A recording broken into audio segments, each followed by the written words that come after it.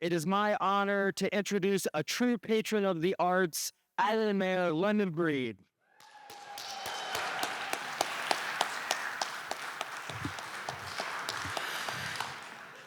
Wow, this is a packed house here tonight. I am so very much excited to be here because this has been a long time coming. The process that the committee members have had to go through to make a selection for a poet laureate in San Francisco is one that is, of course, very time consuming because of the number of applications that are received and also the robust body of work so many of these accomplished poets have. And I really want to start by thanking the committee for all the great work that they have done. Dr. Lopez, Valerie Abarba, thank you so much for all the work you've done with other folks who are here. I don't know if I have all the names, but I will please raise your hand if you were on the committee. Thank you, our former poet laureate, Chucks. Thank you so much for being here. I would like to take this opportunity to welcome you all here to the Asian Art Museum to announce the 9th Poet Laureate of the City and County of San Francisco. And by the lips of this crowd, you already know who it is. Ladies and gentlemen, Genny Lim.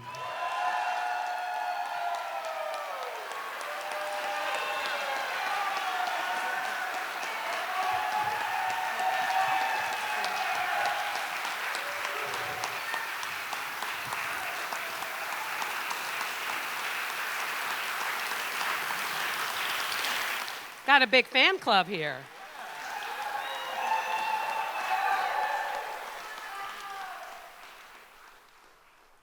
Now, thank you. Today is about Genny.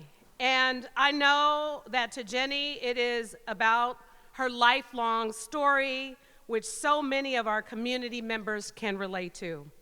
Genny's story reminds us that we stand at a moment in history when we have the opportunity to reflect not just on how far we've come, but also on the struggles of our Chinese and Asian American communities and what they have faced, not just in the distant past, but even in recent history. Her family's history and throughout her growing up in San Francisco are a reminder of how deeply immigration policies and discrimination have shaped the lives of individuals and families across generations. Genny's grandfather came to this country during the gold rush, and despite efforts to build a new life in a new country with unfamiliar faces and languages, his family was subjected to the harsh realities of exclusionary policies. Her father, at just 10 years old, was detained at Angel Island, a site infamous for casting a long shadow of suspicion on anyone perceived as foreign by isolating immigrants. Worse, her grandfather was deported. That dark period in our history was not just about laws or policies. It was about real people, real families being torn apart, their dreams deferred, and their trust in the promise of the American dream denied. Like so many others, Genny's father experienced the fear and uncertainty of being an immigrant in a country that didn't always welcome them. He lived his life weary of authorities, knowing that unlike others, there was no amnesty for him or folks who were in his position. This fear and mistrust of the government were passed down through generations of immigrant families who feared the same. Yet despite this history, Genny's story, like the stories of so many immigrants, is also one of resilience and strength. She found her voice as a poet and social justice advocate, inspired by her own history and the painful memories her family endured and overcame. Genny might talk more about her experience growing up and how much time it took for her family to fully embrace her identity and be proud of her working class roots and heritage. Still, she emerged stronger, knowing the only way to move forward was by honoring the past. Her inspiration came in part from the late Janice Mercatani, another Asian American poet.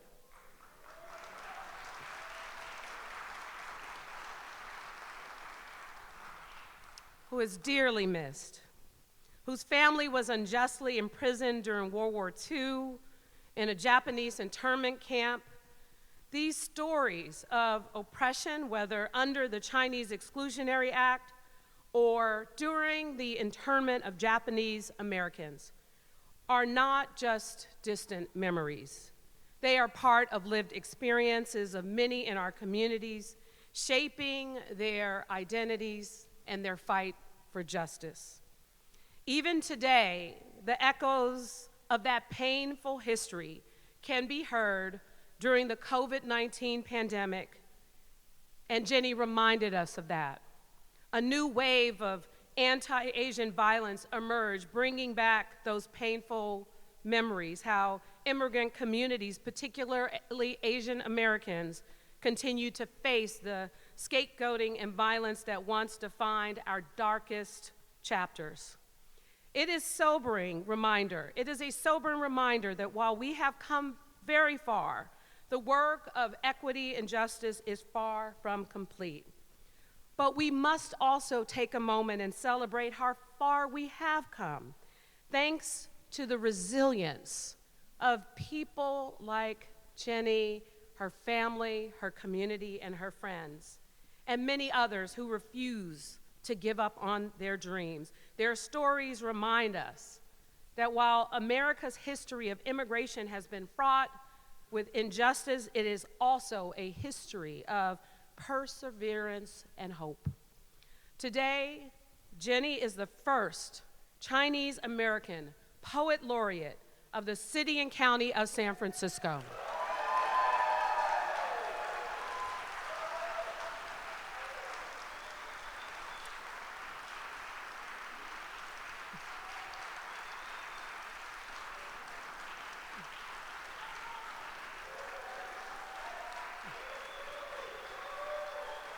A position she never could have imagined when her family was struggling to survive in a country that didn't always see them as equal. As she steps into this role, she carries with her not just her own story, but the stories of generations of families who came before her. She is the first, but she will not be the last to be in this role.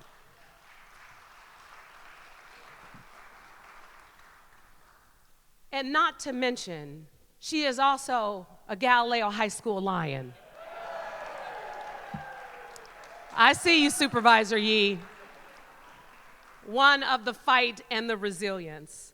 And as a city that takes pride in supporting the arts community, I am really proud of not only her body of work, but all that it represents and all that it will do over the next 3 years to elevate San Francisco's position as an ambassador, not just in the arts, but as an ambassador that represents the amazing woven tapestry of what San Francisco is.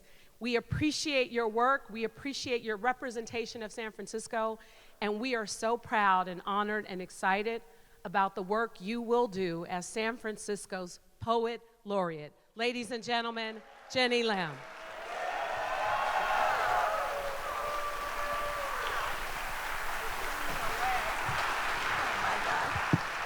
Oh my God.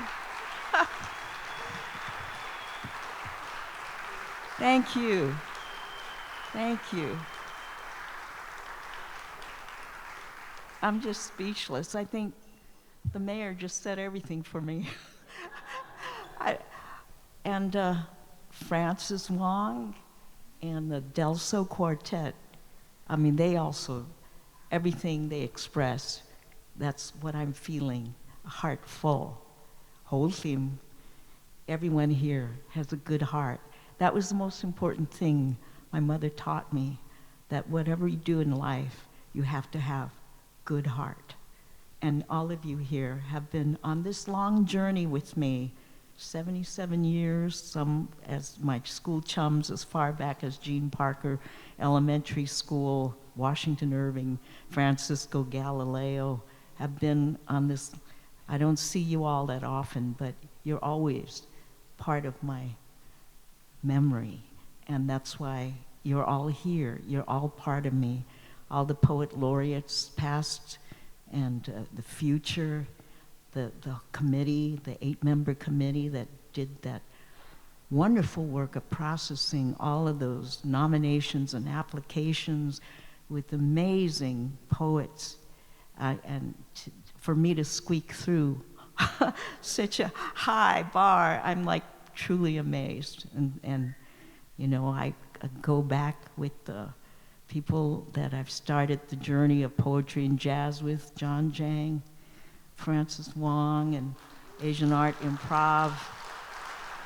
Yeah, Avacha's here, you know, all of the people I've done free readings, benefit readings, active readings for against apartheid, everything. It all culminates here. And I want to, you know, my family's here, so I think this is the first time I've gathered my family at one of my events. My 3 grandsons are here, Caleb from Cal Poly, Tyson, who has amassed more likes on Facebook for his drawings at 11 than I ever will in a lifetime. Harrison, who's already at 9, traveled to Las Vegas. He's a real basketball, baseball athlete.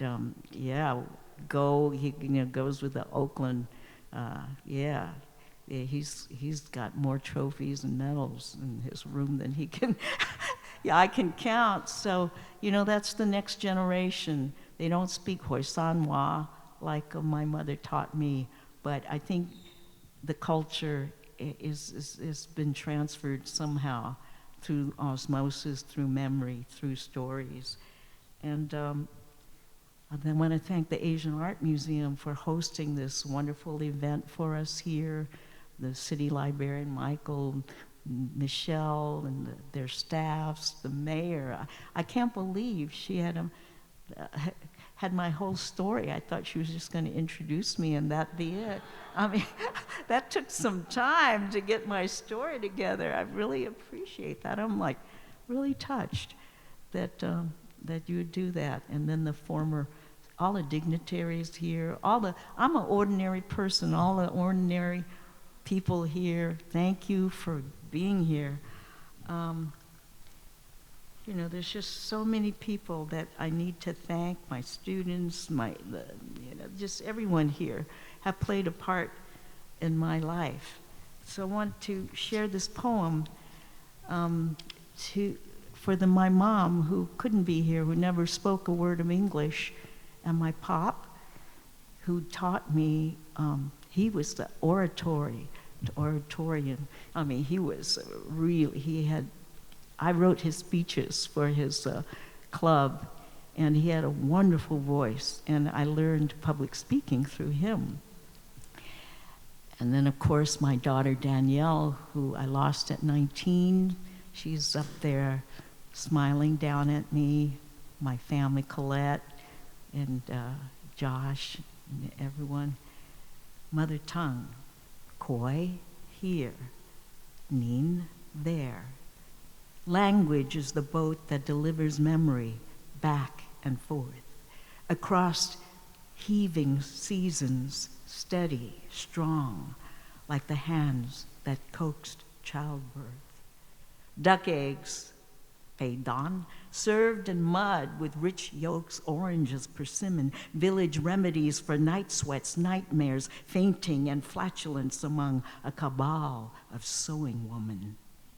The mother tongue that shamed me, now archived like Yaqui in annotated bibliography with footnotes and diacritics for dialects of extinctions, keepers of tongues, copyright for publication. Koi, here, nin, there, or year, no English will be spoken here. The accent's got a swing, she said, like the tail of the ox pulling its cart along the muddy river delta. We were curios, country folk who followed the crooked path to a yoked dream called Megok, beautiful country. Like Ishi, we were frozen in time. They said, you never really left China. I find her clayip wet on my tongue. Its thick, rough drawl tasting of jingokbeang. The tip alights on the upper palate, ascending and descending like a gull. Like a gull in a cave with its wings clipped. She waited and waited in the echoing gloom of post-mortem interrogations, nervous as the crow flies. A rice bin, a temple wall, a temple well recalled, a paper memory tossed at sea. This is all she's left me. Her children laid to rest behind locked doors with graffiti etched in couplets of despair. The night moon parsed its golden light on the words, I will cross the barrier. Ni kiêu mót mẹ nga. What's your name? Ni ki nian chut saya. What year were you born? Ni ka tuan yu ki o oka. How many houses in a row in your village? Koi, here. Nin, there. Mama. Mother watches like a sparrow in a nest under the fading moon. She dreams of fireflies under the bridge. She dreams of capturing their flickering light. She dreams of cuttlefish and squid swimming swiftly, steady, across the frozen bay to survive. Yeah, thank you. As for all of you all, Nellie, my sister, and who have had grandparents, parents who have gone through Angel Island, and we know what people south of the border suffer every day. It's the same story.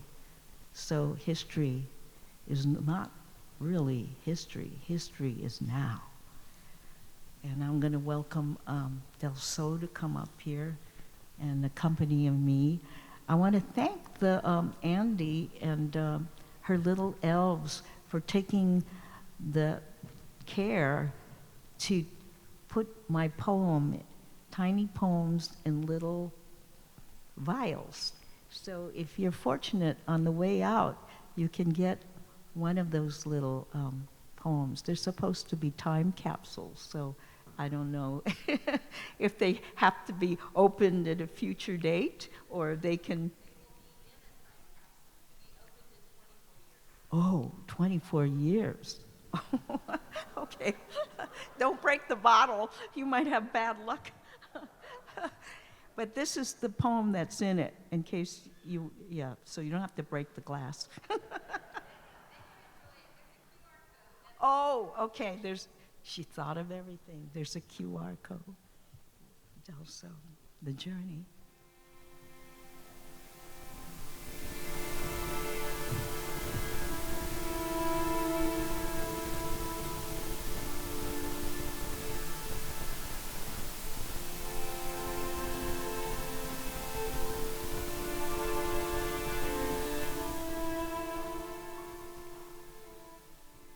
Though we cannot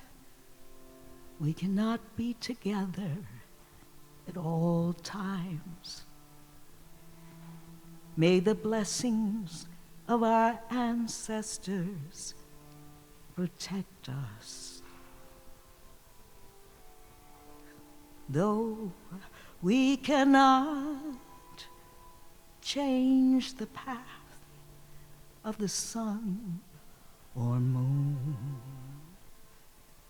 May we persevere in this place of wind and darkness, like the cuckoo who returns from far-off lands to sip the fruit of liberation.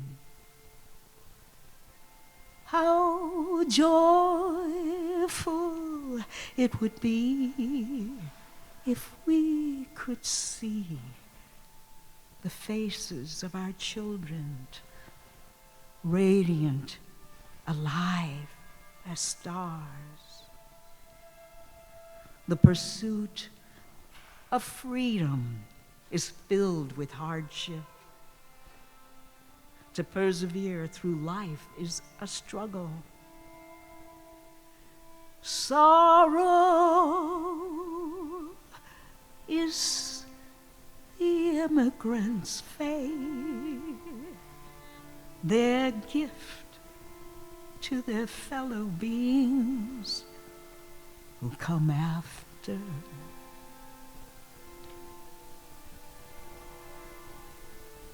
Their gift is the truth of freedom, that powerful illumination, that bright, clear light that cuts through the ignorance of hatred, fear, and injustice. The spirit of hope and determination. Now that is the immigrant's sword to dispel the darkness of this world. The spirit of change and transformation, that is the immigrant's dream. That is all of our dream. To end man's inhumanity to man with tolerance and compassion, with equality, peace, and love. That is the ultimate revolution. Journey, journey, journey to light. We are all the light. We are all the light, you and me. Free, free. That's all we want to be. Free. Free.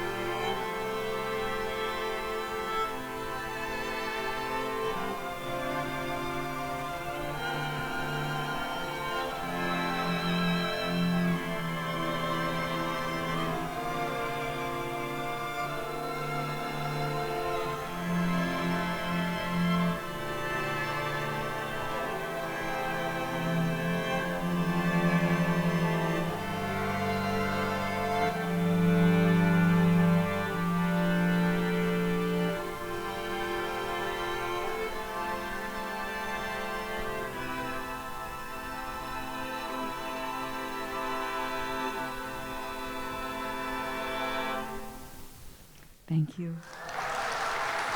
Thank you very much. I love you all.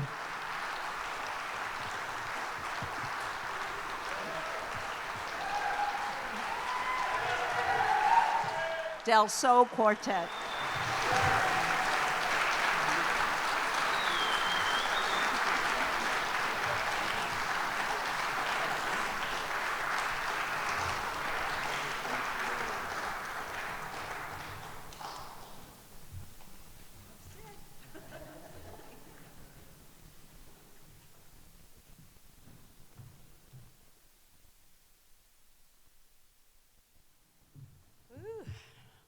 Feel that good energy in here. I just want to take this opportunity to, again, congratulate our new Poet Laureate, but also thank the committee appropriately because I didn't have all the names in front of me, so I apologize for that. I want to start with Valerie Barba, who I mentioned, who is a fifth-generation San Franciscan and an amazing poet, and was the person who helped to do Poets Under the Dome in City Hall, which we are going to bring back. And with this new Poet Laureate, it's going to be amazing. I also want to thank Joyce Jenkins, who is a noted poet in the Bay Area. Michael Lambert, our city librarian. Stacy Lewis, the vice president of City Lights Publishing. Dr. Lopez, who is also on the Library Commission here in San Francisco. Devorah Major, the third Poet Laureate of the City and County of San Francisco. And Miss Kim Shucks, who is the seventh Poet Laureate of San Francisco.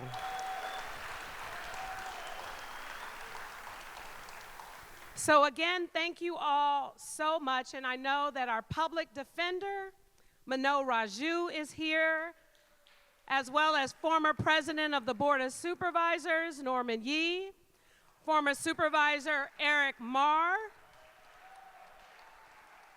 And finally, I want to thank the Poet Laureate who I had the first opportunity to pick.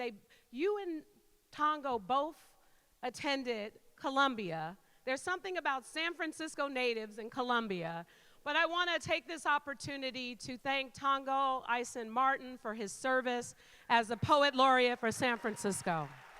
Thank you all for joining us.